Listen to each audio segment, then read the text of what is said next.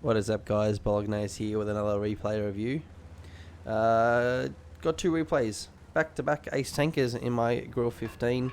I recently got it 2 days ago. 2 days ago, Monday, got it, picked it up, and correction, Sunday night picked it up, and have been playing about 30 to 40 games in it. Played 22 games in it today, and this was my first ace that I have in it. So, talk about the Grille 15 pretty quickly. Amazing gun. The gun is what the tank is all about. 750 alpha, 1.3 second aim time, somewhere around that, and a 13.5 second, 13.6 second reload. I have on the tank. I don't have BIA on it, so you can get down to 13.3 with BIA. So pushing up to this J2 position here, ready, waiting for any tanks to appear. It's my favourite position to go to on this map, and it's actually really biased. Put a shot into the IS-3. It was just the first tank that was spotted, and a much more important target to kill than the VK. IS-3 is much harder to kill than a VK. Pick up the kill on the IS-3, and you can see from the shell velocity, this has very high shell velocity, 1300 meters per second, and we'll see some excellent sniping shots from me later in the replay. Jagdtiger is spotted. He turns slowly to the side, put an excellent shot into him.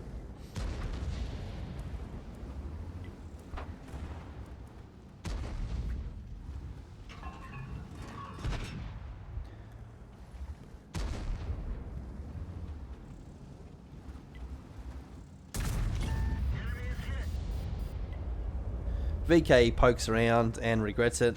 Put a shot into him, and it's probably a little bit unlucky. I low rolled there. Probably potentially could have one shot him with a high roll. It would have had to been pretty high, but so this position's not really working for me anymore. I've done probably as much damage as I think I can do. I'm going to move around to the next position. That's my favourite position on this map when heavy tanks are pushing up like this. It doesn't really work on this tank here. Because it doesn't have armor, but it is a good position to use if you need to get cover, etc. from Marty, and you can shoot tanks pretty effectively. So E75 spotted, put a shot into him, just pull behind the wall and make sure that Artie can't hit me and that no other heavy tanks down there can hit me. And here you can see the shell velocity, 1350 something meters per second. It acts pretty much the same as APCR, so you don't really need to lead in it for tanks around that 300 to 400 meter mark at all. It's going to hit them pretty easily without much lead at all. So you can see already up to 4,000 damage, and the damage just builds up so fast in this tank. It's pretty incredible, especially for the alpha and the reload time. I'm in a pretty crappy position here now. I know it, so I'm just trying to make sure I'm safe from Artie and going to try and hit something if it pops out to shoot me. This Type 61 is going to try and take a shot at me. He does get a little snapshot at me. I instantly repair. I need to get out of this position. I probably could have done that earlier and not taken that shot and wasted a shell on the Type 61. But I was unaware of where the Grille 15, enemy Grille 15 was.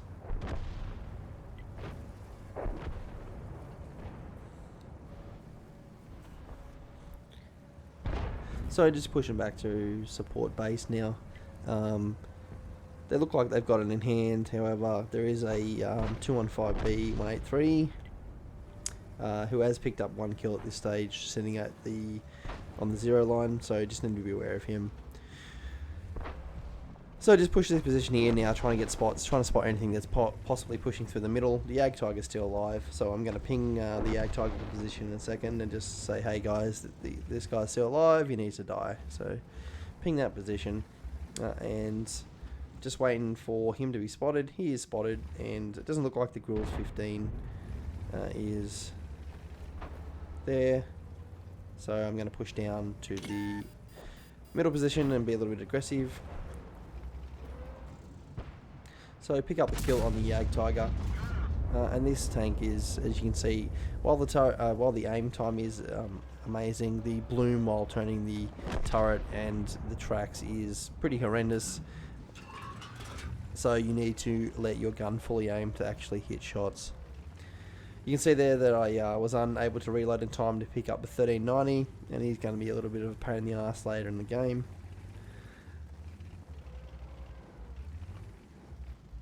So just waiting for the team to push up. Ice Force pushing up the ramp. Need to be aware of where the 183 is. Just making sure that the Grille 15's not in this center spot in the ridge, and that I can safely push across and put pressure on them.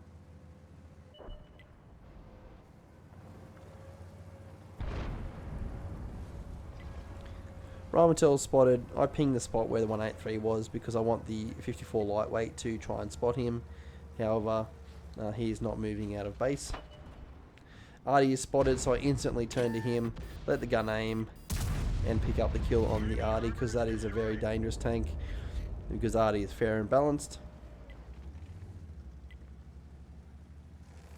So just moving around now, just trying to get a different angle. The Grille 15 is spotted, and just going to pre-aim on this corner where I think he's going to be. He didn't drive out like I thought he would, but I pick up a shot at him, roll for 896 on him. Unlucky, and he would be pretty salty about that.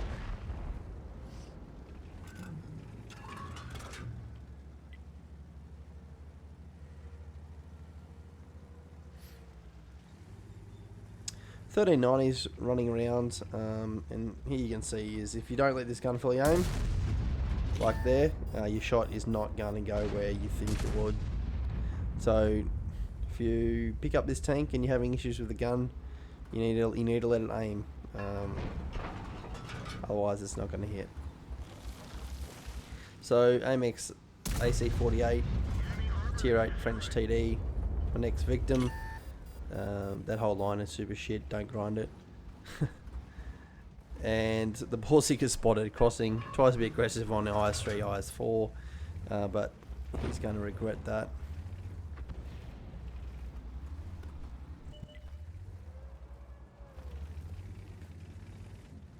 .1390 is spotted behind me.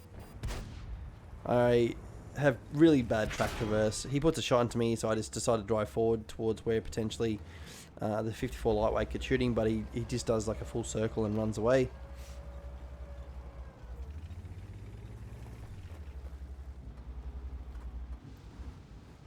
So back now, focusing on the Borsig.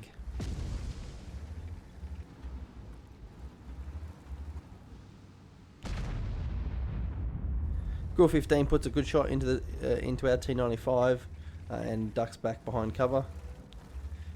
Borsig is spotted, so just going to let this gun aim now and wait for him to pop up.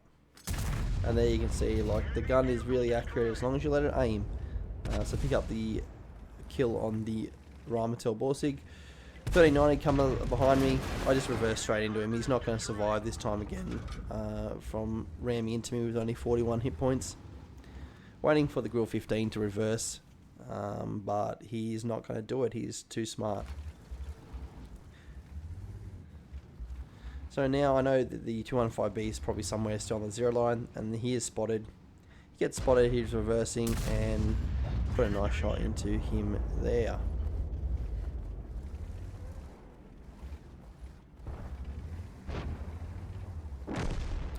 And the 183 is killed also. So let's take a look at the post-game stats for that first replay. It was an ace tanker. Obviously, top gun, high caliber, and tank sniper.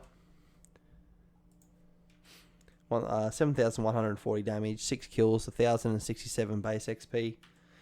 14 shots fired, 12 penetrations, 12 hits, 12 pens. Running food and used my large repair kit.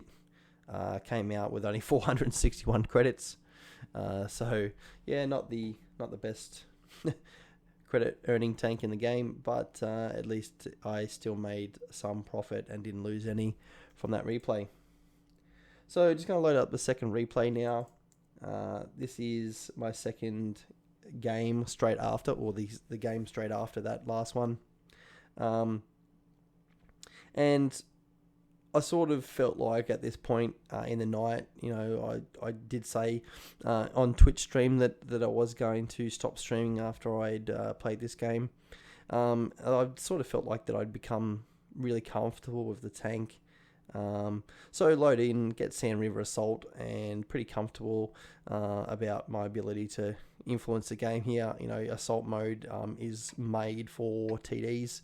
They perform really well on that mode. So do medium tanks as well. Heavy tanks sort of really don't have a chance to really do well on this map unless they become super aggressive and push the zero line. So I'm just going to try and counter that straight up, and we'll see what happens. So just for the replay, going to push to a position where I can potentially shoot anything crossing the zero line.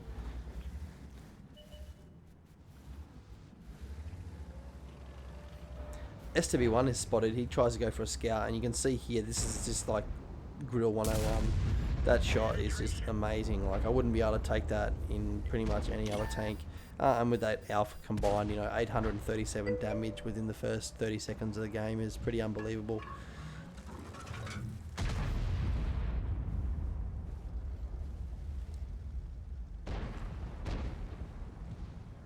So, take a shot. Now, I did have a mission at this point in time that I was trying to do, which was TD, I don't know, 8 or 9 for 55A, which is to do 3k unspotted damage. So, you'll see me be a little bit less aggressive, but probably the right amount of aggressive and passive at the same time in order to, support my team, etc. So I don't really want to be spotted by this 54 mod 1 and 54 because I don't know what's sitting behind him. So I don't want to be spotted, and I need to be able to do damage while being unspotted as well, so it's not really in my best interest at this point in time to shoot them. I am spotted, so I have a look around and I think who could be spotting me. Obviously it's a WZ132. This T54 at C1 has been super passive. Like, there's no point for him to be sitting there and trying to not shoot a WZ132. He's in a tier 9 medium tank. It's one of the best tier 9 medium tanks in the game, and he's not taking on a tier 8 scout, so that's not how you play people. And you can see there's a shell velocity there. Like, there was no lead at all. That was that was around 400 meters, and I was able to just hit him pretty much instantly, and it is a very quick shell velocity, 1300 meters per second. Take a hit at the 113. I pretty much just a gamble that I was going to get a high pen roll to go straight through his turret face, but it didn't work out. And at that angle, it probably was never going to happen. He takes a quick snapshot at me and gets an excellent RNGesus roll and hits my turret face, or gun shield, whatever you want to call it. I don't really want to take another shot at him because he is a pretty decent player, so I'm just going to wait till he's focusing on someone else and then put 750 bombs into his ass.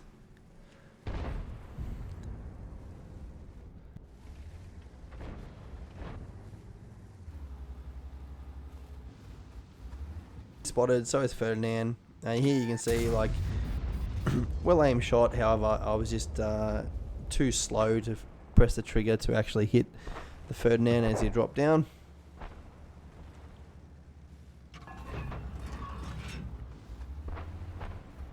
JP2 was there, but I don't want to pop up to shoot him just because the 113 and that will be looking at me. And you can see there from that shot, and we'll just pause that there. What happens is you can see that shot went low, even though it was fully aimed. That is because the camera is actually in below the gun. So where that like little recoil breach is underneath the gun, that is where the camera is actually sitting. And so what that means is sometimes if you get like if you're shooting at tanks that are below terrain, you can actually miss them completely, and that is because the camera is not aligned perfectly with the gun. So what you have to do in those instances is you actually have to aim a little bit high. And I learnt that from playing the Waffle Panzer 4, that sometimes you can get those really troll shots. So 260 appears, put a 827 roll into his lower plate, and have put him on a one shot now for pretty much the entire team.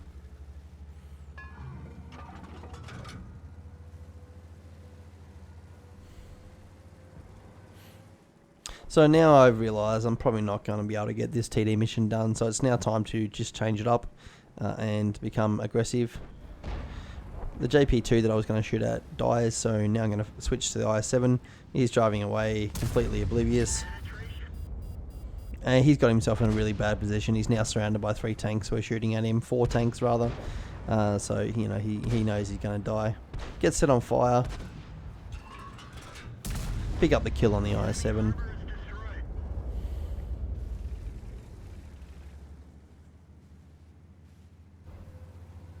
The enemy Grille 15 is also spotted. He's on 2 kills, so I need to be aware of him because, you know, he can do some damage to me. He's on full health as well. So I'm just going to wait till he fires. He fires his round. 54 mod 1 goes in, and I'm also going to push in and put a nice half-aim shot into him and leave him on half health.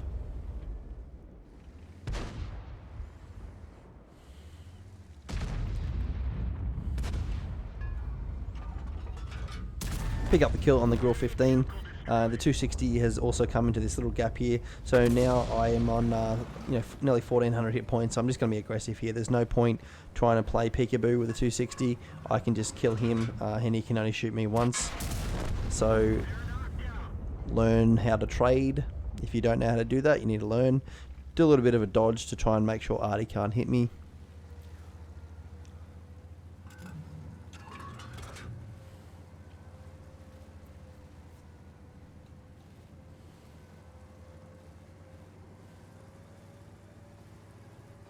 So just the Ferdinand, who is camping in this little gully here.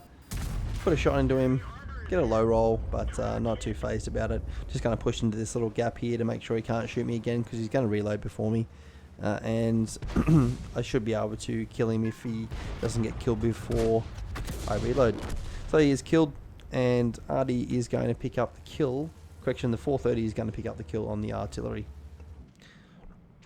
So that is my second replay. Again, it was the game straight after the first replay, so it was another ace tanker. So back-to-back ace tankers, another tank sniper, high caliber, 5,989 damage, 3 kills, 1,091 base XP, 14 shots fired, 10 penetrations, and actually made 13,000 credits this game. Let's have a quick chat about the Grille 15. Do I think it's OP? Look, it's hard to say. Its gun is amazing. However, it is offset by the terrible turret and track traverse bloom that you get when trying to rotate the turret. It is best to play aggressively, in my opinion. It is not a sniping tank, even though it has the best accuracy, base accuracy in the game. It, for me, is very troll, so it is best when played aggressively. It has no armor, just like the Waffle E100 did. So it's, it's very susceptible to having broken guns, dead crew members, etc. Do I recommend getting it? Hell yes.